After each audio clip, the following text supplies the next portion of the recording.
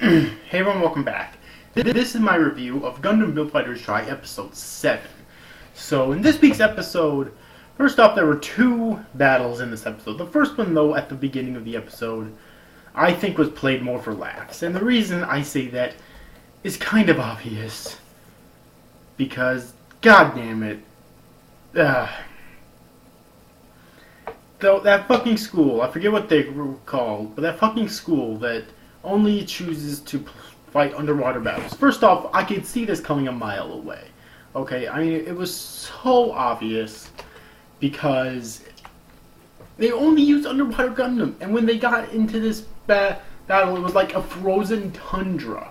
Okay, in fact, it was called Tundra, and everything was completely frozen over, and they couldn't get under. They couldn't break the ice with their Gundams. So they completely fucking panicked, okay? And when you could see the silhouettes of the Gundams of Sekai, Yuma, and Hoshino slowly walking towards them, that looked really fucking badass, by the way. I'm not sure if that's actually how they looked or if that's just the way that this other school perceived how they looked because they freaked out so much, okay? But they basically freaked out and self-destructed themselves, okay? Which I thought that was really fucking funny with a hilarious twist. Okay? Because it's I don't know what they were thinking, and again, I could see it coming from a mile away, but I don't know what they were thinking. Maybe they were just trying to play a game of Russian roulette with the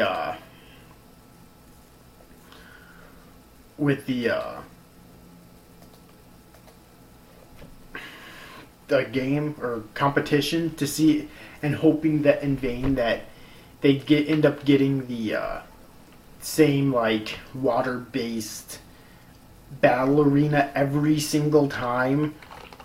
Clearly that didn't happen, however. But yeah, that was really funny start. And then the rest of the episode was cheesy, of course. This entire series has a lot of cheesy moments in it, but I still really liked it. Basically, their next team, I forget what their school was called, but like always, it's a team of 3 people, okay? And the leader, his name was Shimo, I think, or Shima, or something like that. His backstory is that he has a little brother who's in the hospital. He's really ill, and his brother was basically battling for him, okay? Not to get any money or whatnot to. Because I don't think it's money. It said in this episode that's a trophy, so I'm guessing there is no money. But to bring the trophy back to his brother, okay? And the other 2 members are basically just there to help him out with that. And the other 2 members, without letting their leader know, actually, after they witnessed the battle that Team Tri-Fighters went through actually, I highly doubt that battle would have told them much. But I'm sure they've seen other battles of them, They actually went up to them without their leader knowing it and begged them to let them win. Okay, and the reason for that was what I just explained to you. Okay, this battle means so. And when he found out, he was initially really mad at them for doing that. But when they explained the reason why, he hugged them and whatnot and told them to believe in him and blah blah blah, which is a really touching scene, of course. And then after that, boy. After that, we get the battle. Okay. Well, not right away. First off, we get a lot of... But before the whole, makeup scene, whole, hug and whatnot, we do get some scenes with Team Tri-Fighters basically contemplating this. Because each one of them wants to win for their own reasons, and they've come... And obviously his reasons are a lot bigger than theirs, but they've come so far, okay? And Sekai, in the end, actually goes in to meet Shimo. I'm just going to call him Shimo. Shimo's brother, and Shimo's brother immediately takes a liking to him, and I'm guessing they shows him his different model kits and how he's built his different model kits for battle. Okay, and in the end, after seeing his brother, Sekai decides that he's going to win. Okay. Actually, something interesting was revealed during the battle in this episode is that I didn't realize this before, but apparently there are boundaries. Like, this isn't like a holographic world that goes on infinitely like I originally thought. There actually are boundaries, and if they go out of the boundaries, then of course they lose because they their Gundams will turn back into regular model kits again and just fall on the ground somewhere, okay?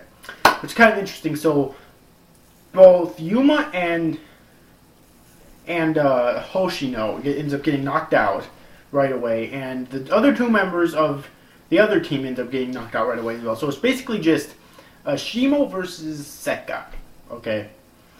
Just these two. And the battle, for one, I think is the probably most tense battle that this series has produced yet. I can't really say for the season 1 because I honestly don't remember for sure, but in terms of this season, Gundam Build Fighters Try, I honestly think it's the best battle yet because of the tension that was built up during it. Like, it constantly went fucking back and forth, okay? You really don't know who's going to win until the final blow is laid. Even when Sekai was launching the final blow. Well, I mean, I kind of figured he would win, but in general, though, like, it keeps going back and forth. And even when he was launching the final blow, I was thinking, okay, he's probably going to find some way to come back from this. But nope, he didn't. And the thing is, he couldn't use any special tricks either because his little brother built all of these Gundams, all these model kits for them, and he built them just right out of the box. They didn't have any special features added to them. They weren't painted at all. He basically built them just right out of the box, okay? So really, it was all skill with him. So he's a really skilled individual, okay? All of them must be in order to have gotten this far with just basic bare-bone gunpla, you know what I mean? And Sekai wins in the end, and his reason for winning is a quote that he remembered from his teacher, which was, I don't remember the exact quote, but it says something along the lines of, never bring a lie to battle, or something like that, which basically means, you know, don't lose for the wrong reasons. I'm guessing is what it meant, okay? Like, he didn't want to lose to them just for his little brother because then it would all be, their victory would be all based on a lie, okay? And obviously, like, Shimo understood this too, which is why he initially got mad at at the other two members of his team for doing this, because he didn't want to win based on a lie either, okay? Which makes me wonder why he didn't just confront them and tell them that himself. Obviously, it was for plot convenience because because the creators obviously wanted the three of them to develop with natural progression rather than someone else telling them, you know, don't lose on purpose for us. You know, so it's obviously a plot convenience type of thing. I'm just saying. So, anyways, though, and Shimo's little brother is actually happy about this as well. Okay, because he basically said at the end of this episode that he's going to try and build more Gunpla for them. Better ones. He's actually going to paint them and add special features to them and whatnot based on the stuff that Sekai taught him. Although Sekai didn't have time to teach him very much, so I'm guessing he might, I don't know, ask Sekai for more help or something. Who knows? And so that they can battle for him again. Now, I don't know if this is they don't really go into detail on the disease and whatnot. So we don't know if it's like terminal or anything, or if he's just or if it just keeps him bedridden, which means that he's just unable to compete himself, which is why his brother agreed to do it for him. We don't really know anything about that. Okay. So overall, once again, I love this episode of the series. I think this is my favorite episode of this season so far.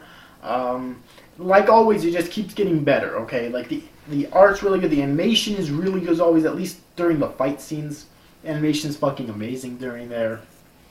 The music's fucking epic as always, okay? I love that beginning scene with it. Oh my god, that was such a fucking hilarious ass scene, it really was, okay? And yeah, other than that, I really don't think there's anything else for me to say. I can't wait until we meet Sekai's master, too. Like, that's probably the biggest thing right now that I want to see. Okay? Even more so than them winning the championship, because obviously they're going to win the championship. But even more so than that, I really want to see Sekai's master in the flesh. Okay? I really do. Also, another interesting thing I think I want to mention about the fight is that apparently Shimo seemed to use the similar, because apparently he used to be a professional boxer and he quit in order to do this for his brother. So he was actually using a lot of boxing moves during the fight with his Gundam, which is very similar to how Sekai fights. Although Sekai it's with martial arts and boxing isn't really a martial art. But I mean, if you count beating the shit out of someone a martial art, then I guess it is. But it's not really a martial art. I was in the martial arts once. I don't consider it to be a martial art. So yeah. So the fighting, the way they fought with their Gundams wasn't exactly the same, but it was actually similar, which I think made it an even more interesting fight. Anyways, if you get to see this week's episode of Gundam Build Fighters Try, then I definitely recommend that you do. I thought it was a really good episode as always.